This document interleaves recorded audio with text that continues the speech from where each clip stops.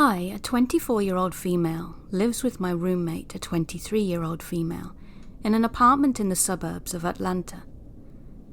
As you may know, Atlanta is really dangerous and crime-riddled right now, so we have a Ring peephole camera, perfect for apartments, and a digital lock on our front door for safety. About 3 months ago, the sweet family from across the hall moved out, and we got a new neighbour whose name is David. Let's just say he's interesting. When we first saw him moving in, we were a bit taken aback by the sheer amount of stuff he was trying to fit into his one-bedroom apartment. All of it was anime merch and Star Wars memorabilia, and it definitely gives us hoarder vibes. But it's not my business. When the moving trucks left and a few days had passed, my roommate and I knocked on his door to give him a welcome to the neighbourhood gift basket with some baked goods, dog treats, poop bags and seasonal candles. Though apparently this was not the correct thing to do. After that day, David became creepy. It started out innocently enough, where he would come to the door whenever he heard my roommate or I coming or going to have a quick chat. Or he would come over regularly to ask for salt, sugar or toilet paper. Sometimes he would ask if we could come over and watch his dog. But within the past 2 weeks, things have really escalated. 2 weeks ago, we were out pretty late partying at the bars near the Braves Stadium, and we ended up getting home around 3 a.m, only to find David sitting at the top of the stairs waiting for us. He acted all upset, asking us where we'd been and requested that we tell him if we were planning to be out past midnight. I laughed in his face, then he called me a mindless Stacy. Still not sure what that means.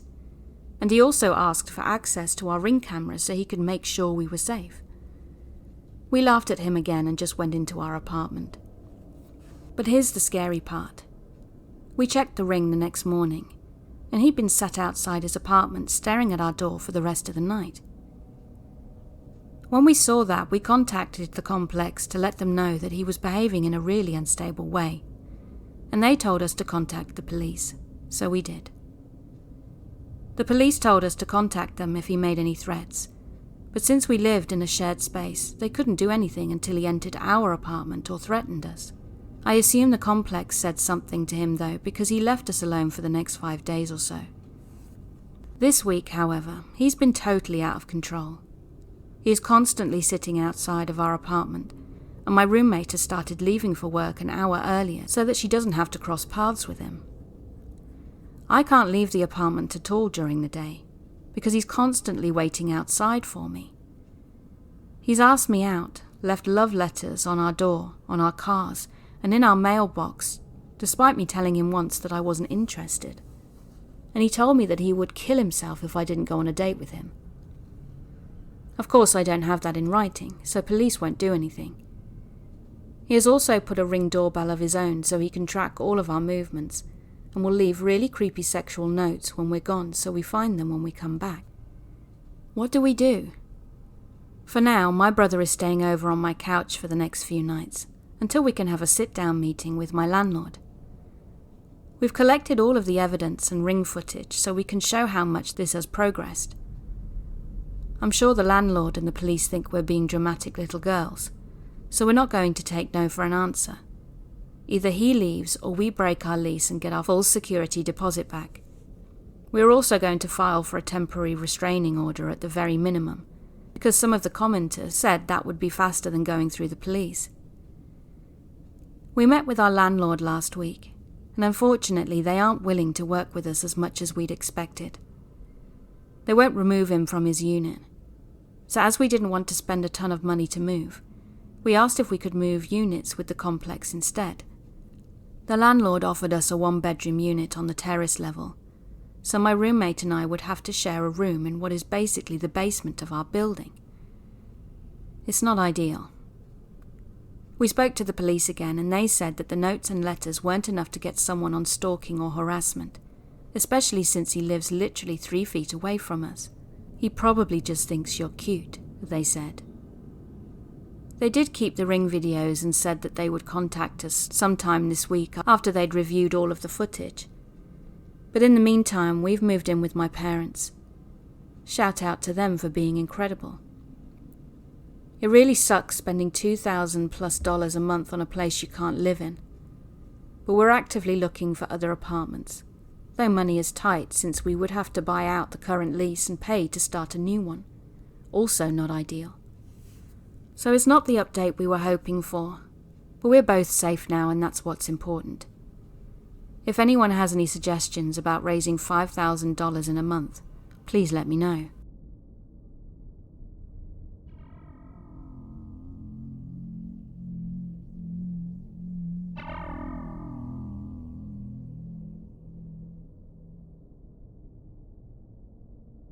My story occurred over the past 5 years and is about me, 20 years old, and my ex, now stalker, who is 23. We started our relationship back in 2019 and it ended in 2021. I'll call him Alex for my own safety. And in early to mid 2019, I came across Alex's profile on Instagram and recognized him as a student who attended the same high school as me. I always thought he was attractive, so I followed him on there, and to my surprise he actually responded to one of my stories. We started messaging back and forth, then the both of us quickly found out that we liked each other. We started calling each other and sleeping whilst still on the phone, and one night after falling asleep with the phone next to me, I heard his voice whispering something like, "I would R-word you," and things along those lines. I thought I was hearing things, so brushed it off and put it down to being a dream. Eventually, him and I began dating and going out, and it was all going smoothly, except when he would kiss me. He would bite me really hard to the point where I would bleed. I told him multiple times not to, but he wouldn't listen. A couple of months into our relationship, a girl had made a video on Instagram about Alex, claiming he was a cheat. But of course he denied he even knew who this girl was, and I believed him. 10 months of dating went by, and a friend sent me a screenshot of him being active on Tinder. I immediately broke up with him after that. Then a couple of months later, I started dating someone new. During this new relationship, Alex would blow up my phone with messages and calls. I blocked him, but then he started driving past my house every single day. At this point, I had begun my first job, and he would eventually show up there too. I even moved jobs because of it, but he still found me. The situation eventually died down when I randomly got a flower delivery of pink roses, and it had Alex's name on the card attached, but nothing written. Being the stupid 17-18-year-old senior, I actually unblocked him and thanked him. He asked to hang out, and I willingly did so. And soon after we started texting again. My 17-year-old self thought it was cool to be dating a hot, well-known older boy, so I eventually fell back into Alex. And after a couple of times of hanging out, we started dating again. I eventually lost my V-card to him, and we started regularly sleeping with each other. One day he texted me saying he had a surprise for me, then sent me an iCloud file. I opened the file and it was a video of us having sex. I had no idea he'd recorded us, but again, stupid me stayed with him regardless of the red flags. Eventually, our relationship became sexually and physically abusive. One night he had non-consensual sex with me whilst I was drunk and unconscious, and left bruising on my head and abdomen. A couple of days after that, I decided enough was enough and broke up with him. Immediately following the breakup, he would constantly text and call me, begging me to see him. I said no every time, but he kept persisting. He would threaten to come into my house in the middle of the night whilst I was sleeping, and this happened for a couple of months. I met someone new and we started dating, and as I was having trouble with my mum at the time, my new partner asked me to move in with him. I did so, and somehow Alex found out where we lived, so he started showing up there. We documented everything from our cameras and ended up filing out a restraining order against Alex. We were granted a temporary order until our hearing, and once it came, the judge extended the temporary order to let things cool down for 6 months, and if he was to break the order, the judge would grant a long-term one at the next hearing. Within days of extending the temp order, Alex violated it by parking in front of my house on multiple occasions. I called the cops many times, but they never even gave him a warning. One day, whilst I was working, I got a call from my local PD telling me that Alex had tried to purchase a firearm, which violated the order, and they just warned him not to do it again. They said they were just letting me know for my safety, and obviously knowing your crazy ex has tried purchasing a firearm is scary in itself. The following days after, he would follow me to work and stand in front of my boyfriend's truck in the early hours of the morning. More recently, he would start tailgating me on my way to work, or swerve in front of me in his car. My boyfriend and I moved somewhere else, but in the same city, and somehow Alex still managed to find us. My boyfriend decided that if the cops weren't going to help us, then we would need to leave the state. So we ended up packing everything in the middle of the night and drove to a state over, to where my boyfriend's family lives. We have been here for around 2 months now, and have found good jobs, and we plan on leasing our own apartment soon. It's been peaceful for the most part. However, I still hear about what Alex does back home. He still tells everyone that we're together, and even posts pictures of me on Instagram.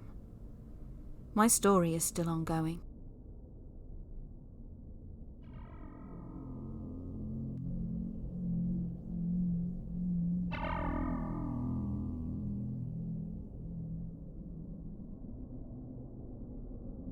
When I was 18, I was sent to live with my dad in South Africa. I'm as British as beans on toast, so this was a very new experience, and teenage boy angst set in. My dad lived near the airport in Joburg, and he was often away for work, so I basically lived alone for long stretches. The shortest being a month, the longest being 3 months. I essentially did my own shopping and what one would consider mild cooking, but I couldn't drive yet, so I walked everywhere and my dad didn't give me any rules. Just one: don't go out alone at night. He didn't mean in our yard though, as we lived in a gated community, and there was a security guard at the front gate. He meant out. The neighbourhood was different after dark. The nights weren't safe. Robbers, he said.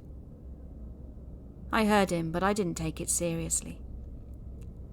It used to get really dark by 6 p.m, darker than any night I'd ever encountered in London, and without the street lamps it would have been pure blackness. One evening around 7 p.m, I decided I wanted some crisps, potato chips to my esteemed American friends. I was home alone and had been for 2 weeks, and I was bored, so I broke the only rule I had. Even the security guard tried to stop me when I told him I was going out. He even said he'd buy them for me after his shift ended in an hour. But I was nearly 19, 6 foot tall, built like a rake with shoulders, with no fighting experience at all, but full of bravado. I wasn't scared. The road from my dad's house was brightly lit and the store was about a mile away, but there was an avenue you had to walk through that had loads of trees and no lighting. Pitch black. There was a cold wind blowing, and the sounds of insects and birds felt magnified, and that's when I heard the footsteps. I looked back and around me, but I couldn't see anyone, so I kept walking, telling myself I was imagining things. I walked a bit more, then I heard them again. Footsteps. But again I couldn't see anyone. There was the road where I was, and then a path on the side lined with trees. I was in the middle of the road because I'd convinced myself it was safer, then realised the person wasn't in the road, they were on the path. I kept walking, faster this time and singing loudly. I was convinced I was imagining it, but the footsteps continued and I was feeling more and more frightened. So to assure myself I was just imagining it, I stopped and turned on my phone torch, then pointed it at the path. Peeking from behind a tree was a man. He was maybe around 30 and he was watching me. I swear he had something in his hand. I'm not sure if he did, but in my mind I saw what looked like a knife. I turned around and just ran back home, not bothering to listen for anything. I just ran back as fast as I could. I couldn't breathe and my chest was on fire. The security guard heard me and had the gate open before I'd even arrived. He looked at me with a knowing as I panted, trying to catch my breath. He never asked me about it, but I know he knew what had happened. I never saw the man again, and I don't know what would have happened. I also didn't tell my dad or anyone for that matter. The security guard got me the crisps, if you're wondering, and the rest of the year I stayed put and never went walking alone at night again.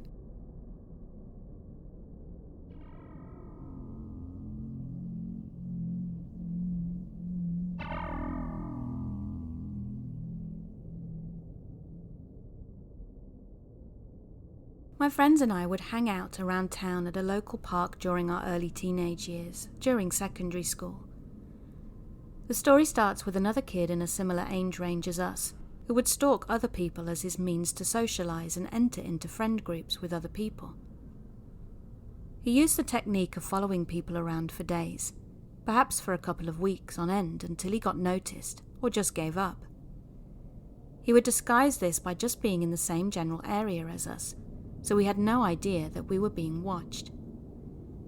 If we had known anything, it was just that he was a regular background character in the spots we would hang out in, just enjoying the same public places as us and everyone else. Eventually we decided to invite him to join us in a game we were playing, completely unaware of his intentions. He became a part of our friend group quickly. We would invite him or try to find him in the area when we could to hang out. Overall, we spent a couple of years hanging out with him, especially when we had free time outside the school year. We all knew he had some quirks, but were happy to have another companion, and we didn't care. He eventually told us about the stalking behaviors he used to find friends, and we laughed it off at the time. The actions, although weird, maybe could be defended because we were in the same age range. Maybe it was just his way of making friends. We weren't knowledgeable enough to read this as a red flag at all, and he wasn't an adult, so there was no obvious sense of danger or being creeped out. There were a lot of normal moments and good times we shared with him in our group, but the more we became closer, things got more and more complicated. The second crack in his character was the oversharing, telling us about sensitive and personal information. This isn't bad necessarily to do, but it revealed that he had troubled childhood with home and school problems, and had made some questionable life choices for being so young. Later we would conclude that his upbringing was a big factor in influencing the way he would act in these odd ways, even if this doesn't excuse his behavior. There would be a lot of gripes that we would have with his actions over time. More bad, albeit not creepy things like being plain mean and a jerk to certain friends he was close with, making fun of friends to the point of being mean, or taking being playful to being annoying, for example. One big occasion of this behavior was when he got into a stupid fight after using a racial slur against another kid. His more creepy behavior would come out in him being desperate to look for some kind of romance. He tried to date multiple friends or acquaintances in our network, and he would often employ unwanted contact. Not just with his romantic interests, but with regular people he was friends with in our circle. This created a lot of tension within our circle at times, where he tried to advance a relationship. However, none of these would work out as he had wanted. On one occasion he almost got an address to the house of a person he had a crush on in our circle, but luckily things worked out where he couldn't have hung out anyway. But it's not hard to imagine he could have started stalking or watching this house with the person with whom he had a romantic interest. The peak of his creepy stalker and obsessive behaviors would come out in his plot to get with a certain girl we were friends with. He did everything from unsolicited touching of her, like playing with her hair, forcing himself to be around her, and being jealous of her being with other guys despite not even dating her. All of this contact was unwanted by the other party. She didn't want to be with him, and it reached its end as he ended up sending explicit material of himself that showed his meat, trying to get her to come over. This caused her to get the police involved, and we never figured out how bad his punishment was, but it took him out of the picture for a while. This was the turning point where he stopped talking to us as much, outside of those he had school with. He also maintained texting with a couple of us for some time. Eventually, due to him moving out of the area, we were no longer in contact with him. Some of us would cut contact with him out of dislike for what his behaviour had become, which had ended up being more problematic, arrogant and unpleasant. Outside of a brief return interaction with one friend, our group found out about how his life had turned into something pretty bad, despite seeming to be on an upward trajectory. While much can be blamed on his background, he still took rude, mean and downright creepy behaviours too far on many occasions. We can only hope he recovers and improves his behaviour in his new life with new people, which he seemed to be doing upon that last encounter.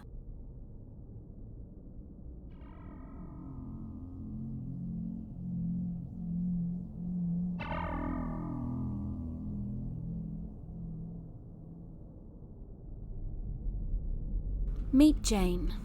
I don't know much about Jane, except that she's from a small town, and she moved here with her friends and boyfriend for university. When I first met her at the pub, I thought she hated my guts, as she always gave me nasty looks. And also when my friends tried to approach her friends, she'd be rude to me. Jane is pretty. Very, very pretty. Every guy in town has a thing for her. But her boyfriend is insane, to say the least. They're regulars at the pub, and I've seen them break up about 3 to 4 times. The waiter working at the pub, who is a guy in my friend group, says he's noticed them break up a dozen more, but they always end up back together. A couple of months back, I had just finished my workout at the gym and had showered when my mum called and asked about this pub and if the food there was good.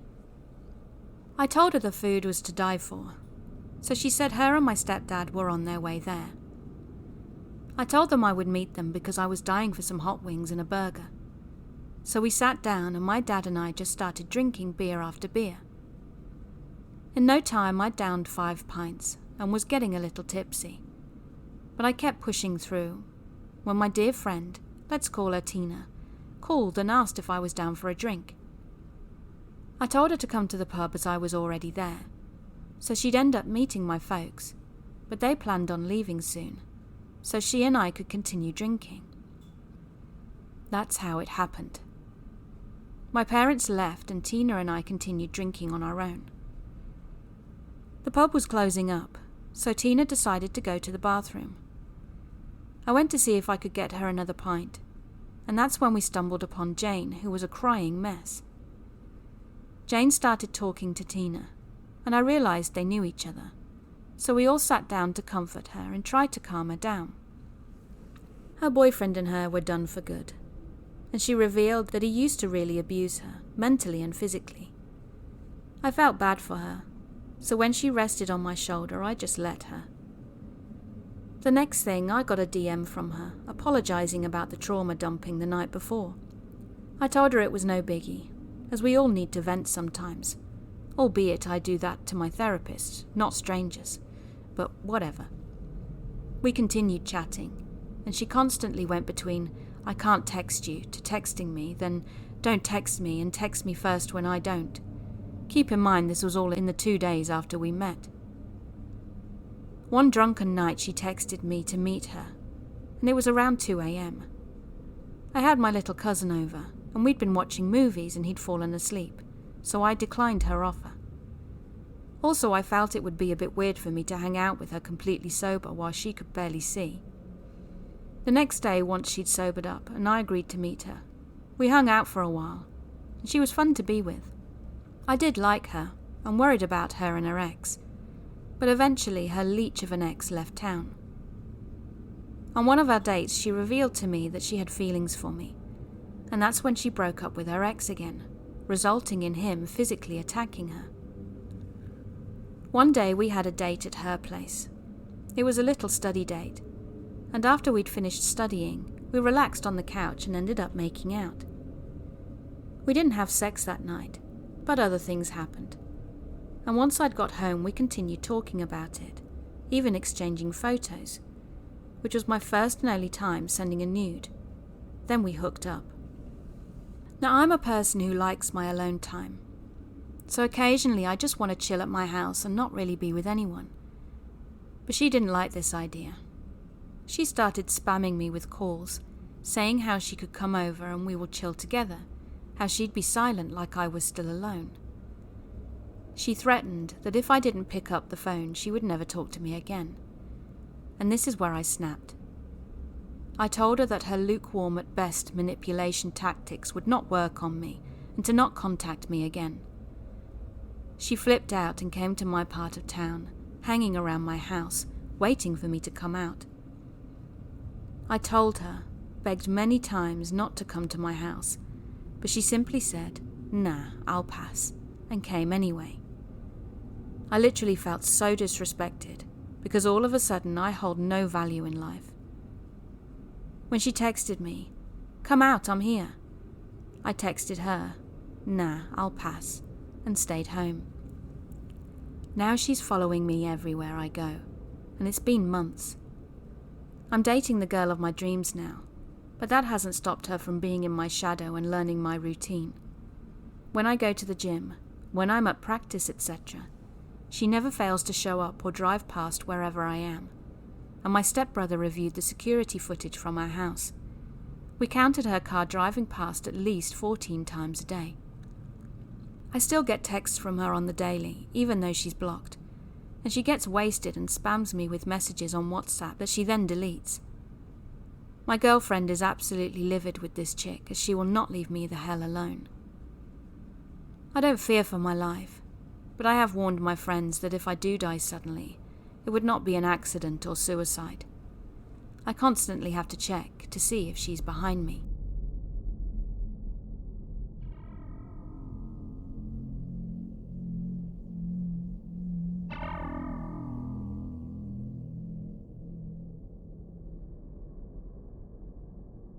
So for context, I moved into my new house about a year or two ago and had lived in the area for a year before, but we were evicted due to the owners of our old house wanting to move in. I'm a young female and still living with my family, which makes this story even more weird. And when you look out of my bedroom window, you can see the fence and then the next door's house. They're up on a small hill, so the fence doesn't block anything on our side. The first encounter I had with this man was late at night when I was with some friends. All of our parents were out at a party, and we were just relaxing in my bedroom, lights off and music on. I will say that my friends and I are old enough to be left at home, and we're very responsible. We had turned the TV off once we were alone, when we heard my dog start barking for a good 10 minutes. We passed it off as nothing, because she barks at absolutely everything anyway. I'm talking birds on the power line and bugs on the front porch, pretty much anything that moves. However, after that we began hearing weirder noises, like a crunching sound and scratching on the walls, and it was circling the perimeter of my room. Now I kid you not when I say that the moment we began getting scared, we heard the loudest bangs ever, pounding on my glass sliding door. The four of us ran out of my room to investigate what on earth was causing this noise. On approaching the door, we were greeted by an aggressive dog who was up on the glass, pounding on the door. My dog was scared, backing away, hiding behind me with her hackles raised. She never does this. And then we saw it. There was a man dressed all in black standing at the door. We were all standing perfectly still, but I guess my friend's flight response kicked in, and just as he jumped to lock the door, the man reached for it too.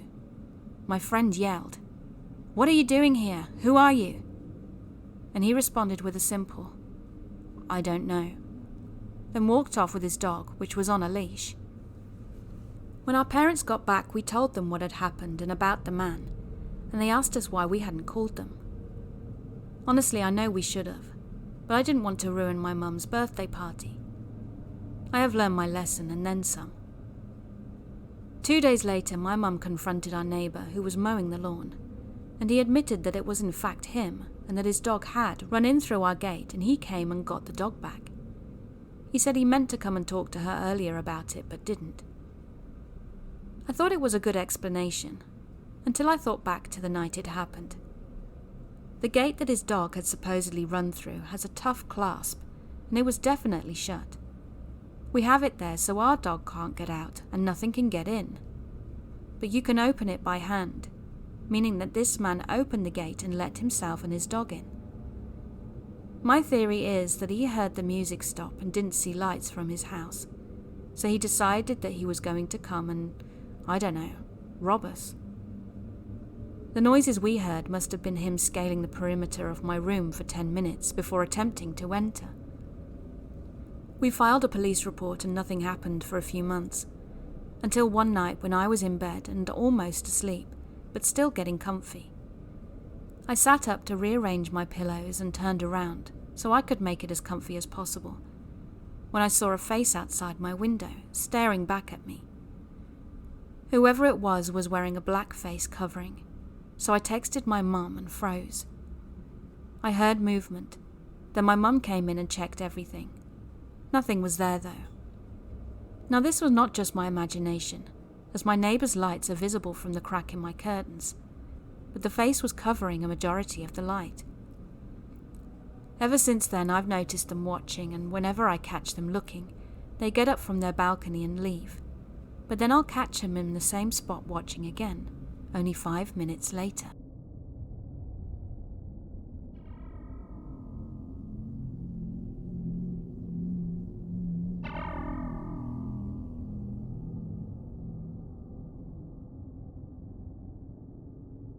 This is a long story, as it's been over 5 years in the making.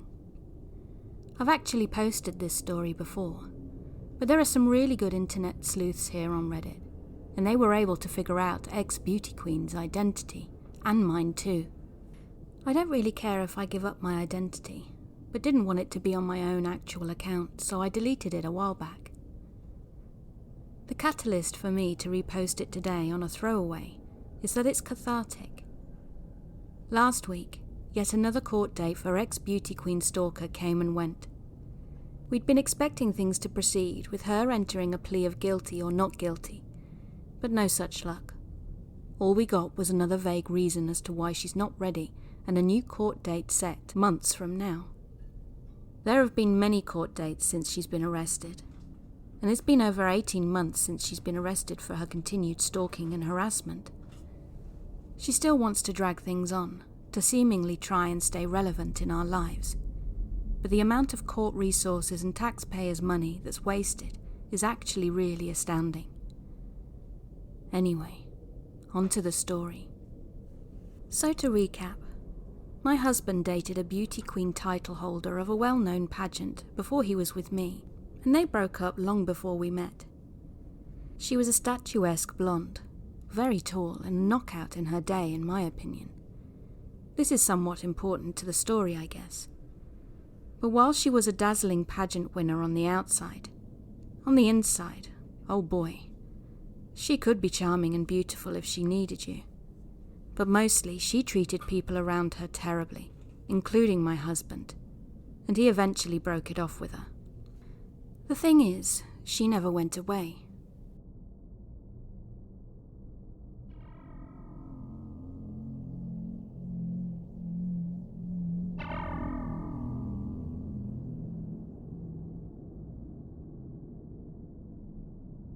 When I was 18 and newly graduated, I ran into some issues with my attempts to enroll in college, and also had a hard time finding a job in my area in the meantime, which led to me having to sign on at the Job Centre. They determined that I was too shy to succeed in interviews, and placed me in a group that was supposed to teach interview skills in order to fix that. The group ended up ultimately being a complete waste of time. I honestly think they put me in the wrong group, or just needed an extra member, and made an excuse to throw me in to make up the numbers. But that's not really relevant to the story. And the other group members didn't do much to help with my shyness either, since they were all men who were at least 4 decades older than me, and obviously didn't share any of my interests. Though unfortunately, I ended up gaining the attention of one member I wanted nothing to do with. I don't actually remember the man's name at this point, but I think it was something generic like John, so that's what I'll call him. John immediately got off on the wrong foot with the rest of the group when he interrupted the instructor during their introduction to the course to complain that him being there was useless, since he would be retiring in a few years anyways, and no one wanted to hire someone who had spent over 10 years in prison. When that didn't get him the reaction he wanted, I assumed the rest of the group thought he was just attention-seeking, and the instructor had heard similar things before from people who weren't happy about being in the course.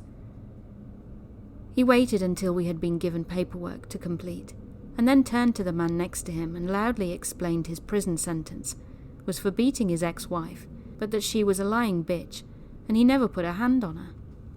She didn't even have any bruises on her at the trial, or any evidence of bruises or other injuries before that either. But because she was a woman, the judge automatically believed her and sent him to jail. This immediately set me on edge. I'm not an expert when it comes to the law, but I do watch true crime channels on YouTube, and I've never heard of a sentence of over 10 years for a single beating that supposedly never even happened or didn't leave visible injuries. Either John was lying and had severely beaten his wife to the point of putting her in the hospital, or he had been arrested on other charges and was covering up for what he'd actually went to prison for. I immediately decided I wanted nothing to do with him, regardless of which one it was, and would avoid interacting with him as much as possible outside of polite hellos and passing him things if asked. Like I said before, I didn't really interact much with the other members of the group at all, because of their ages. I attended the first half of the meeting in the morning, spent the dinner break in the library while the men all snuck off to the pub, and then went home immediately after the second half was over. No one ever asked me how I'd spent my breaks, and since the pub and library were in opposite directions from each other, and couldn't be seen from the front of the building the group met in, because of the way the streets were arranged, there should have been no way for any of them to know where I had been, which made what happened next even more worrying. About halfway through the course, there was a day where I had bumped into a friend on my dinner break, and decided to put off visiting the library until the course was over for the day, to catch up with them instead. When I did get around to it, I spent at least quarter of an hour there before heading to the desk to check out my books, and ended up being drawn into a conversation by the librarian, who had noticed I was checking out books related to a franchise he also enjoyed, and that was getting a new movie the next year. There were only a handful of other people in the library, so I didn't see anything wrong with talking to a friendly man around my age who shared my interests after 8 hours of boredom and paperwork. We had been talking for another quarter of an hour when he suddenly glanced over my shoulder, looking confused and concerned. He was just opening his mouth to say something when someone grabbed me by my shoulders. My friends and family know that I hate having my shoulders touched without warning, and would never have done that to me, so I immediately knew that whoever was touching me was a stranger, and knocked their hands away while turning around and backing up into the librarian's desk. It was John.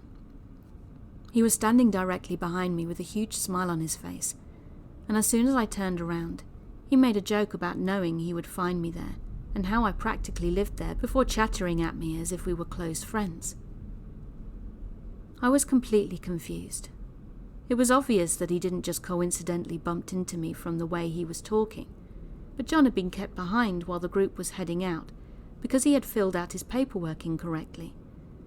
And as I mentioned before, you can't see the library from the building, so he shouldn't have had any way of seeing where I had gone. It had also been half an hour since I left the building, so if he had left not long after me and had just seen me go in while we were walking in the same direction, he would have come inside by then. The only way it made sense for him to know to look for me there and joke that I practically lived there would be if he had somehow learned I was going to the library during dinner breaks, known I hadn't that day, and guessed I would go after the meeting instead. What made that even stranger than it already was is the fact that John had never shown any interest in me during the group sessions, and mostly ignored me the way I ignored him, unless we were forced to interact for whatever reason. So why was he now following me into other buildings to start conversations out of nowhere and acting like we were close? While John was still talking, the librarian leaned in to ask if I knew the man, because he had obviously seen my negative reaction to being touched by John. And when I briefly explained the situation to him, he asked John politely to please leave me alone or leave the building. John refused and tried to tell the man that we were friends, completely ignoring the fact that I had just said we weren't, and how ridiculous it would be to claim an 18-year-old girl and a 50-something, 60-something-year-old man were friends in the first place. When the librarian asked again and outright told him that harassing other customers wasn't acceptable and he would be removed from the building if he refused to leave me alone, John smiled and agreed to leave in a tone that you use when humouring a child before walking out, and very obviously stationing himself right outside the doors, waiting for me to leave too. The librarian was clearly concerned by this and asked for the full story of what was going on, so I told him, including my suspicions that John had been following me around without my knowledge to know I would be there in the first place. He suggested I should stay in the library until his break so he could walk me to my bus stop to make sure John left me alone. But it would be several hours, and if I had waited, I wouldn't have gotten home in time to change and head to another meeting I had later that evening. So he asked me to at least come in the next time I was there to let him know I was safe and reluctantly watch me leave. John immediately stepped into my personal space when I got outside, jokingly asking what the librarian's problem was and still acting like we were friends. I tried to walk around him without answering him and head to the bus station to go home, but he grabbed me by my arm and reminded me that there was a closer stop for our bus. When I told him that we aren't getting the same bus because I had never seen him on the same one as me, he corrected me that we both needed the same bus and told me where he lived, which was in fact on the same bus route as me. Although I was still tempted to walk away and go to the station instead, and possibly sneakily get on a different bus and just walk the rest of the way home, it was very clear he was going to follow me if I did, because he still had a hold of my arm, refusing to let go when I tried to pull away, and there were several dark alleys on the way that I had no intention of going anywhere near while in his company. When I agreed to go to the closer bus stop, he let go of me and started walking at my side, chattering like we were good friends again. John kept walking when we reached the stop, which was odd, but I was hoping that my lack of response to anything he said had made him give up and decide to leave me alone, or that he had mixed up that stop with one further along and I could run while his back was turned. But no luck. As soon as he realized I wasn't following him anymore, John came back, frowning as if he was confused and asking me, "I thought we were going for a coffee together." Shocked, I told him bluntly no. But he kept pushing, trying to convince me that I had agreed to go with him. And when that didn't work, he switched tactics and claimed I had mentioned while leaving the classroom that I wanted some coffee, so he thought we would go together. That was an obvious lie too, since I don't drink coffee, and told him so. John's only answer was to say I didn't have to get coffee and keep pushing me to go to a cafe with him. I firmly told him no, and apparently he took that as me not wanting to drink in public because he attempted to invite me to his flat. If that wasn't weird enough, he started telling me that if there was a naked girl on the couch when we got there, I'm not to worry because that's his 18-year-old daughter. Because an 18-year-old is definitely going to lounge around naked on her father's furniture in front of him, right? Other people at the stop were staring at us now, and I took the opportunity to point out that I was also 18 and firmly told John that I don't want to go to his flat with him and to leave me alone. He completely ignored the last part and tried to claim I was lying about my age and was at least 29, when most people at the time still mistook me for being in my early teens at first glance. The bus arrived at that moment, and I got on as quickly as possible, thinking I would be safe there and the driver would throw him off if need be. But no. When I sat in an aisle seat to stop John sitting next to me, he physically shoved me across, pinning me in against the window to the point I could barely move, and pressing his knees up against the seat in front of him to make sure I had no room to get past him unless he allowed it. The only way for me to get out would have involved me straddling his lap, since the seats in front of us were occupied. I loudly told him to move and to leave me alone, but he ignored me and continued trying to convince me to come to his flat. And although a few people gave me uncomfortable looks, when I tried to make eye contact with some of the men in the hopes they would help, they would look away as if they hadn't noticed or suddenly become very interested in their phones. I spent the ride huddled against the window, trying to touch him as little as possible, and was ignored again when I shouted at him to stop touching me, because he kept putting his hand on my thigh, as high up as he could get without directly groping me. No one did anything about it, but he stopped touching me after that. He had apparently also given up on convincing me to go to his flat that day, but when we were coming up to the apartment block, he pointed it out to me, physically turning my face when I refused to look, told me his apartment number and tried to give me a kiss goodbye on the cheek, which I dodged before getting off the bus and knocking on the opposite window to try and get my attention, so he could wave at me. When the bus set off again, several people started loudly talking about how disgusting he was and that men like him should be reported, while refusing to look in my direction where I was sat, shaking and seething in my seat. And other than an awkward, are you alright, from the driver just as I was about to step off the bus, no one bothered to check on me.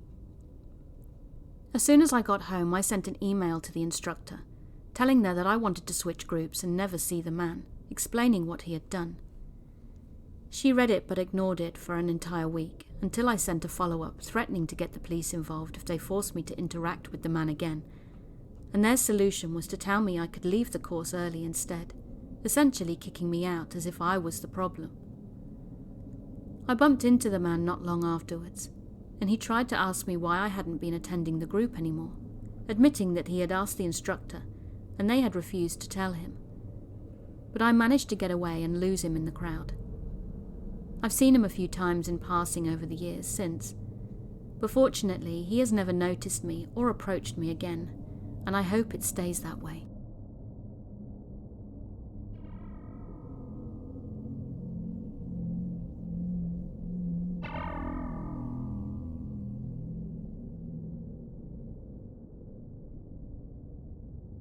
Hey everyone, I hope you enjoyed the stories in this episode. Please let me know what your views are, and hit that like and subscribe button. Until next time, keep being creepy.